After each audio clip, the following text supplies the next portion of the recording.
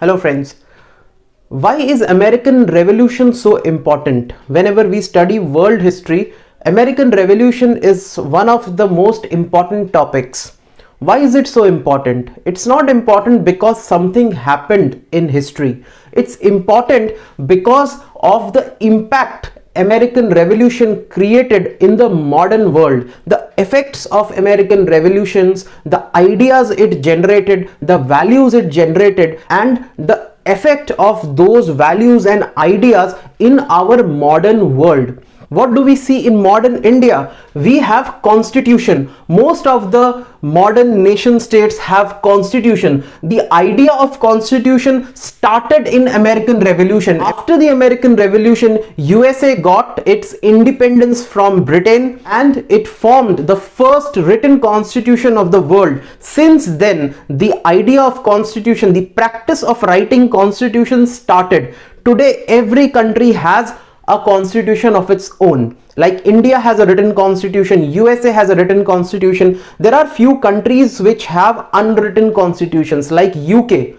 New Zealand, Israel. These are the three countries mainly who have unwritten or uncodified constitution. Rest all the modern nation states have written constitutions. So the practice of constitution started since American Revolution. This is the first gift which American Revolution gave to the modern world. The second thing, the idea of fundamental rights. USA, even today, they are very particular about, they are very serious about a person's fundamental rights, their basic rights, right to speech, right to free press, right to religion. These are some of the fundamental rights which USA started in their written constitution, and since then it has been followed by different countries, and different countries have different set of fundamental rights, but the practice started in American Revolution. This was the second gift which American Revolution gave to the modern world.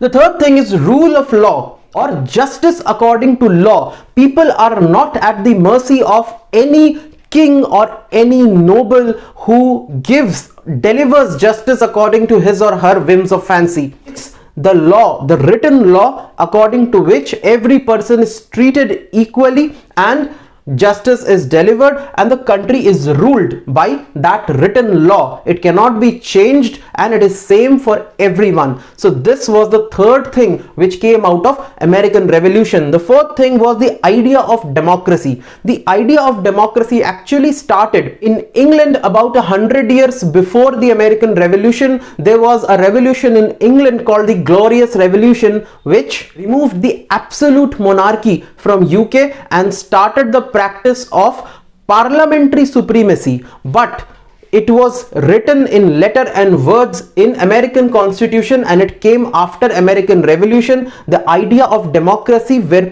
people will choose their government, not the head of the state, but the government who is supposed to make law for them, who is supposed to rule them. So this idea of democracy also emerged from American Revolution. The fifth thing which came out of American Revolution was the idea of republic. UK is not a republic, it is a monarchy. Okay, the head of the state is the queen or the king or somebody from the royal family. But in republic countries we choose the head of the state. India chooses its head of the state. USA recently chose its head of the state as Joe Biden. So the practice of choosing the head of the state is followed in republic countries.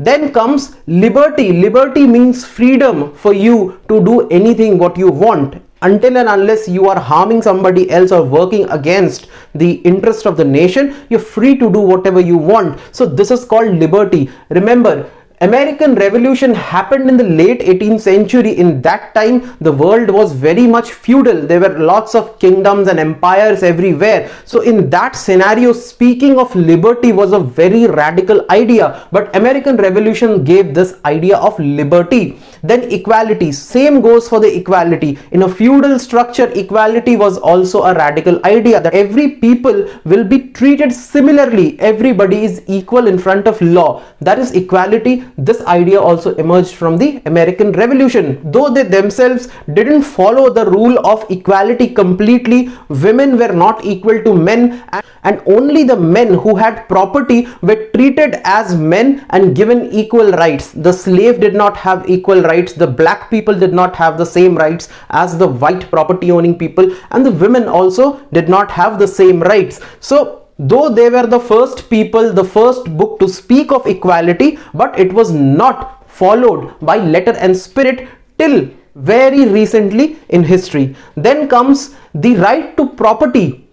People were now able to purchase and acquire property as a right. This was also given by the American Revolution and American Constitution. The idea of nationalism, because America was the first modern nation state, the idea of nationalism emerged from the American Revolution. People in USA, they came from many different countries, mostly from the European countries, the white settlers, the European settlers. But once they settled down in USA, they fought the British like Americans. They were only fighting as Americans. So the idea of nationalism first emerged in American Revolution, and since then people even in India who were fighting for India's freedom, they studied a lot about American Revolution, French Revolution, to create the idea of nationalism and to create and design the freedom struggle for India. So even our freedom fighters learnt a lot from American Revolution, and these are the gifts which American Revolution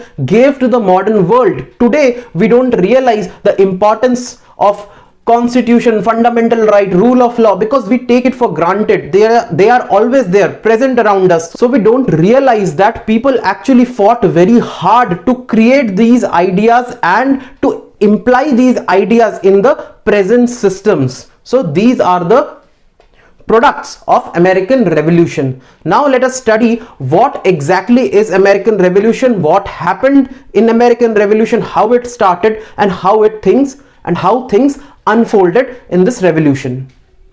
Now the continent of North America was discovered by Christopher Columbus in 1492, 12th October 1492 to be precise. Now since then, since 1492, the Europeans started moving, many Europeans started moving to the North American continent. The Spanish, Portuguese, Dutch, French, people from different region of Europe started to go to the American continent and they started settling there.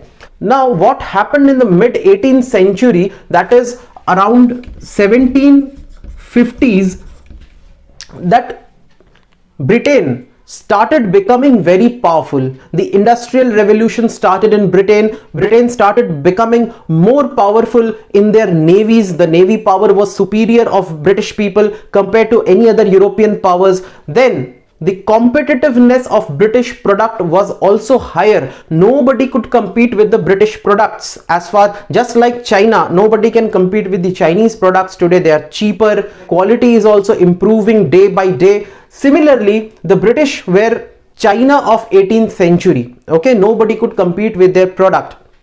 So by 1750s, there were two main powers in North American continent. One was France and other was Britain.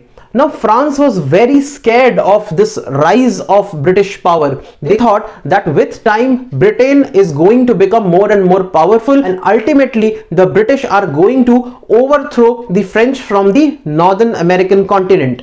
And on the other side, they were the British. The British people wanted more and more areas under their control. Hence, they started expanding westward. Remember, in the 1750s, only the eastern part, the eastern coast of North America was under foreign rule. If you see the map of North America, there are two sides. One side is the east coast, which borders the Atlantic Ocean, and the other side is the west coast, which borders the Pacific Ocean. Most of the colonies, the European settlement, took place in the eastern side, in the edge of Atlantic Ocean.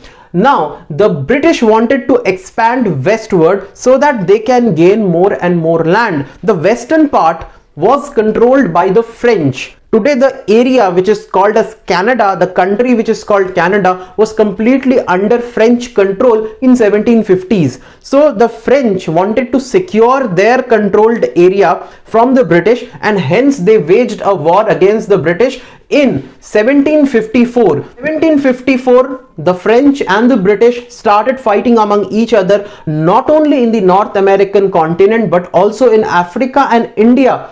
And they continued to fight till 1763. It's a 9-year gap, it's a 9-year timeline, but still this war is known as 7-year war for some reason. It was actually a 9-year tussle. If you remember, if you have read Indian modern history, you will remember that it was between 54 and 63. Two major battles occurred in India. One was the Battle of Plassey, where the British consolidated their power in India, and second was the Battle of Vandewash, where the British completely threw out the French from the Indian subcontinent. The French were only restricted to few pockets of Pondicherry. That's it. North America, 1754, the war started. 63, it ended. After the war ended in 63, there was a decisive victory of the British Empire in North America, and the French completely lost. After their loss, these two powers signed this treaty called Treaty of Paris in 1763. If you see the Europeans' power, they have this habit. Whenever there is a war, after the victory or the loss, they will always sign a treaty. It happened in India. Whenever the East India Company or the British people, they won a war, they will always sign a treaty with the surrendering side. It happened in World War, Treaty of Versailles, World War I, and it happened here as well. The British and the French, they signed Treaty of Paris. In this war, Spain was also a small party. Spain was fighting from the French side. So it was a joint force of France and Spain versus the British. So what happened in this treaty? Britain got complete control on North America. The French had to surrender Canada. The French had to surrender whatever property they had in North America, and in return the French got an assurance from the British that they can keep the sugar islands of the Caribbeans. You must be knowing that the Caribbean islands, which is near to North America, they were important for sugar plantation. Many laborers from Africa and India, specifically from the Bihar region, were taken as slaves to work in the Caribbean islands in this sugarcane plantation. Therefore, these islands were known as sugar islands. French made sure that they had control on the sugar islands. Spain, on the other side, had control in a province called Florida, which is today a state in USA. Spain had to surrender Florida to the British people, and in return, Spain got the promise that it can control Cuba, which is just 90 miles far from the main North American continent. It will continue to rule Cuba and it will continue to rule Philippines. This was the assurance which Spain got from Britain, and this was the outcome of the Treaty of Paris. This is the first Treaty of Paris actually. Later on in the American Revolution, we'll see there is a second Treaty of Paris. So this happened in 1763. This made sure that the British will rule North America, France will get Caribbean islands, Spain will get Cuba and Philippines. So the matter was resolved, and the fighting among these European powers came to a halt after this Treaty of Paris. Now, after 1763, the British knew that there's nobody who can challenge them in North America. So they became confident, and they were churning out rules which were very authoritarian, which completely subdued the settlers in American continent, and the British wanted to extract as much as possible from the Americans, the white settlers who were settled in the American lands. 1763, the British people came out with a proclamation. The proclamation was that the British will not expand westward. They refused to expand westward. There were many white settlers who fought for the British in 7-year war. They expected that after winning the war, the British people, the British Empire will expand westward, and the settlers, the white settlers, will get more land to exploit. Now, once the British said that they are not going to expand, the white settlers who supported them in the 7-year war felt cheated, and now they wanted a kind of revenge from the British.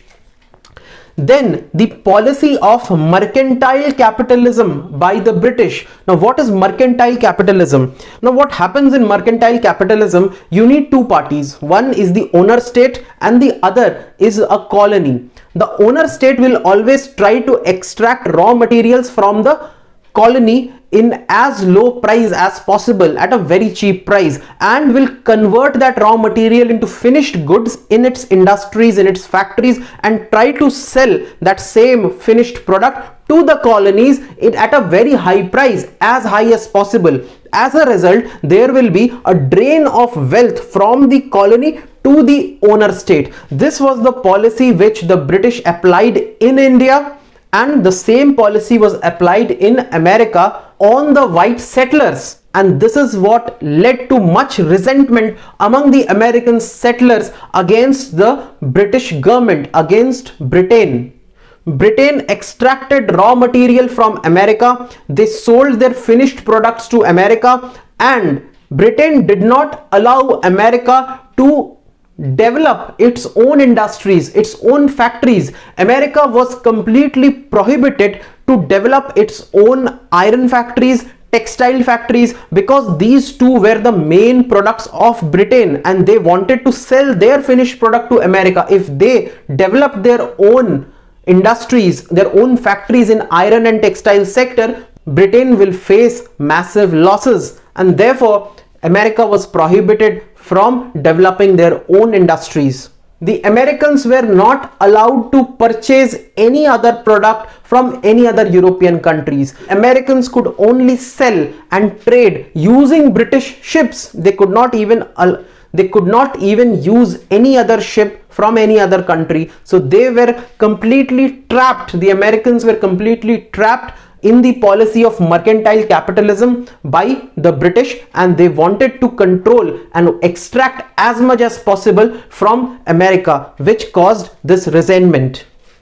Then came 1765. In 1765, the British Parliament decided that whatever expenses has happened in the 7-year war, they are going to recover that expense from North America, from the North American white settlers, and therefore they passed a law called Stamp Act of 1765. According to Stamp Act, any business transaction which has legal document will require a particular amount of stamp to be applied in that legal document. Only then the business transaction will be valid and authorized. In order to conduct any business transaction, you have to purchase stamps of particular amount, and that is kind of a tax which you pay for a business transaction. And all that money, that stamp money, used to sail across the Atlantic and go to Britain. That money was not utilized for the development of North America. Hence, the people realized that it is an extractive law, a law which is used to extract money from the North Americans and make Britain richer. This was the law which was very much opposed by the North American settlers. As a result, the leaders, there were 13 colonies, there were 13 provinces which was under the British control that time. The heads of those 13 colonies met in an assembly called Massachusetts Assembly. All the 13 heads met in Massachusetts Assembly and decided that they are going to oppose this Stamp Act of 1765. After this opposition, the British government also applied much import. The British government also imposed a big import tax on the North Americans. First of all, they have to buy only from Britain. They could not buy from any other country. And secondly, whatever they bought from Britain, they had to pay a massive import tax, which was also extracting money from North America and draining it to Britain. So these extractive laws were very much opposed by the North Americans. As a result, the British imports fell, and Britain ultimately had to remove the import taxes and had to repeal this act. It was this Massachusetts Assembly, they gave that very famous slogan of no taxation without representation. There was no representative from America in the British Parliament. Hence, the British Parliament does not have any right to impose tax on North America. So, no taxation without representation. This slogan was given in Massachusetts Assembly. The British repealed all these laws. It removed all the import taxes. But to tell the Americans that the British still reserve the right to impose tax on North America, the British people kept a small tax amount on tea. The tea which was imported into North America had a very small amount of tax imposed by the British. This was also opposed by North American people. They always said that Britain does not have right to impose tax on North America. Hence, this tea tax was imposed heavily by the North Americans against the British. As a result, what happened? As a result, when the British tried to dock their ships which contained tea in the Boston port. Boston is a city in USA. It's north to New York, the present day New York. It's north to New York. In Boston port, the British wanted to dock their ships carrying tea. First, that docking was opposed, and once the ship was docked, the North Americans, the white settlers, they disguised as the Native Americans as laborers, and they went into the ship, unloaded the tea cartons into open sea. This incident was known as Boston Tea Party. It happened in 1773. Now, this incident completely infuriated the British government. They attacked Boston and completely shut down Boston port. They also passed a law which was known as Intolerable Act 1774. This act took the right of self-government from Massachusetts colony, Massachusetts state. Massachusetts was kind of annexed by the British Empire. It lost its complete autonomy. This was also opposed by the North American leaders, and Intolerable Act of 1774 led to a new assembly. Like after the Stamp Act, you had Massachusetts Assembly. After Intolerable Act, the American leaders gathered in a place called Philadelphia, and there was Philadelphia Assembly. Now, after the British passed the Intolerable Act, the American leaders again convened into a meeting called the Philadelphia Assembly or Philadelphia Congress. It was held in 1774 in a place called Philadelphia. In this Congress, in this assembly, the leaders requested the King of England, that was George III that time, that Britain should allow the Americans to establish their own industries, indigenous industries. The British should remove all the trade restrictions, import restrictions and export restrictions from the Americans, which hampered their growth at the hands of British. The British government took this request as an attack on British sovereignty. They thought that the Americans were openly challenging and revolting against the British rule. Hence, the British attacked America in 1775. Now, this was the point when war and battles actually started of American Revolution. In 1776, the American leaders gave the Declaration of Independence. It's a very important document in which the American leaders declared themselves independent. It was drafted by a very famous personality. His name was Thomas Jefferson, who will go on to become the third president of United States. And in this Declaration of Independence, the leaders of America ensured that the American people will get 3 rights guaranteed, and that is right to life, right to liberty and pursuit of happiness. It was originally right to property, but because property was a little controversial, they removed property and replaced it with pursuit of happiness. So they gave the Declaration of Independence in 1776. By 1778, other European powers openly joined America against the British. By 1783, the British lost to the American revolutionaries, the freedom fighters, and America gained its independence from Britain in 1783, and then America and Britain signed the Second Treaty of Paris, that was in 1783.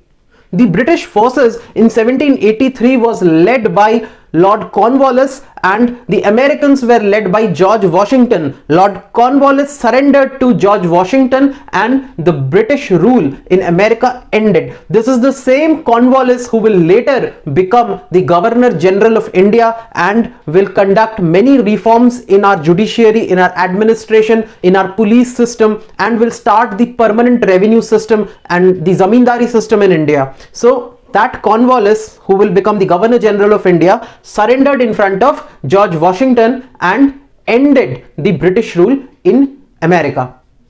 In this treaty, the Second Treaty of Paris, it was made sure that Britain will have a peaceful, friendly relation with USA. The states of USA, the 13 colonies of USA, the 13 colonies under the British rule will be completely independent states. The states got independence from the British rule, and they were, each of them were independent not only from the British rule but from each other as well. So every 13 states become independent countries kind of. Then later on, those 13 colonies came together to form a federation which will become the United States of America. It's completely opposite to India. In India, we had an independent India first, and later on the independent India divided itself into multiple states on linguistic basis for administrative convenience. But in USA, the states got separate independence and then they combined to form a federation, that was United States of America. In this treaty, the British were also forced to give back Florida to Spain, which later on USA bought from Spain. But there are also many criticism of the American Revolution and the result of American Revolution. American Revolution gave its Declaration of Independence in which they promised that all men will be treated equally, but not all men were treated equally. The black Americans were considered much inferior to the white Americans. Slavery was not abolished till 82 years. Right to vote was not given to each and every American. The blacks were excluded, the slaves were excluded, the women were excluded, and a universal franchise was adopted much later. So the promise of equality, the promise of equal rights to every US citizens was not completely fulfilled after the American Revolution. So this is a major criticism of the American Revolution. According to the earlier interpretation of American Constitution, only men of property were considered to be men who will have equal rights. Men who did not have property or were of different race, different color, or were slaves were not considered men according to the earlier interpretation of American Constitution. So these are the major criticism of American Constitution. Now, not only the circumstances responsible for American Revolution, there were also many new ideas, new thinkers and new philosophers who came up with some radical ideas which led to and contributed to the American Revolution. Let us see those thinkers who were partially responsible to push the American Revolution. Now, the first thinker, the main personality is John Locke. He is the father of liberalism.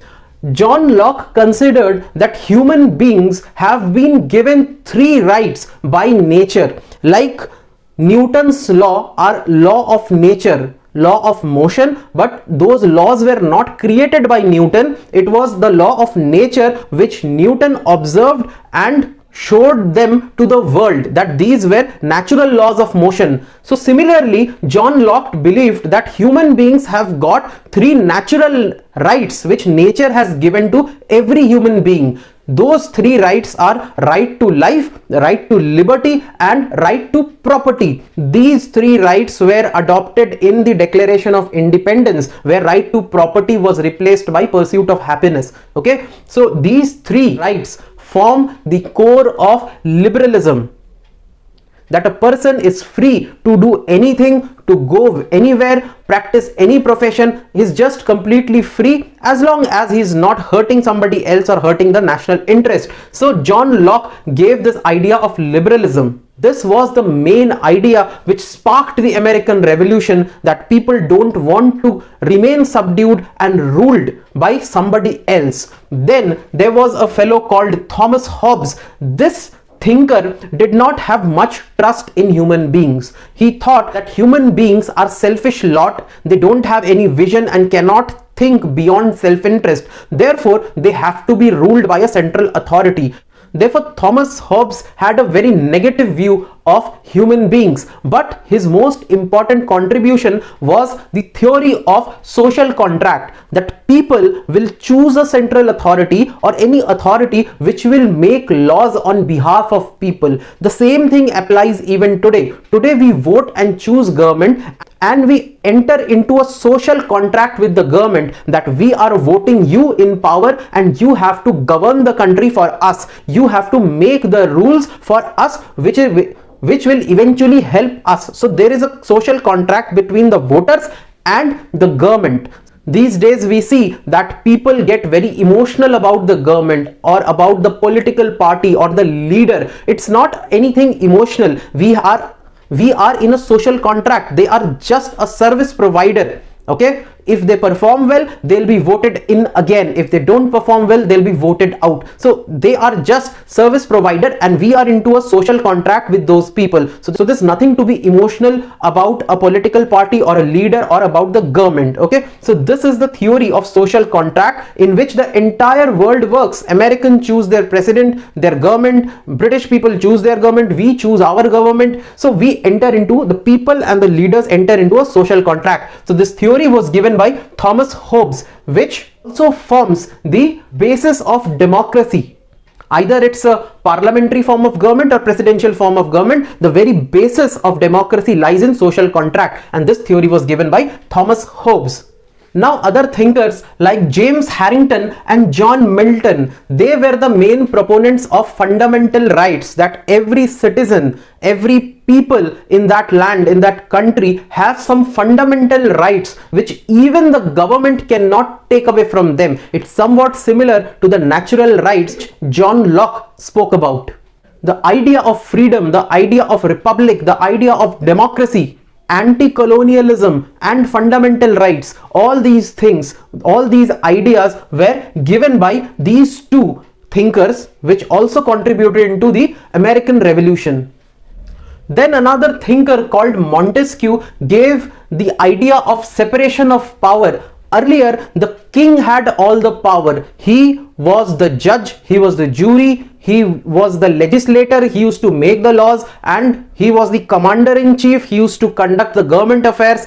Everything was concentrated in one head, in one center. So the king got absolute power, and we know that absolute power corrupts absolutely. So there has to be separation of power, multiple power centers which will check and balance each other. Like in India, you see the executive, the government is responsible to the legislature, whereas the legislature can be checked by the judiciary if they make any wrong laws, and the judiciary is appointed by the executive. So the three main powers are divided among three separate bodies. In USA, the separation is even more. In India, the executive and legislature are kind of connected. The executive also forms a part of the legislature, but in USA, the executive, the legislature and the judiciary are completely separate, and hence there is a check in each other's power, and nobody can become absolutely powerful and absolutely corrupt. So this was a very good, very innovative idea which has created stable governments and trustworthy governments in the modern world. So Montesquieu gave the idea of separation of power. Then there was another thinker called Thomas Paine. He was the only American thinker in all this lot. The earlier thinkers were all European thinkers. This was the first pure American thinker. He created a concept, he gave this idea in America that USA or North America is a big continent, and this big continent cannot be ruled and governed by a small tiny island across the Atlantic. This is just unfair and kind of hilarious. So he created this idea and spark among the Americans that you are fools, how can you agree to be governed by a small island which lies across the Atlantic? You have to rule yourself. So this also created the spark and gave the push to American Revolution big time. So this was the contribution of Thomas Paine. So all these thinkers, philosophers gave extraordinary great ideas which formed the basis, the motivation for American Revolution. So I hope you understood the American Revolution, what happened in chronological order, what were the criticism, who were the thinkers who propelled the ideas, who were the thinkers who contributed into American Revolution,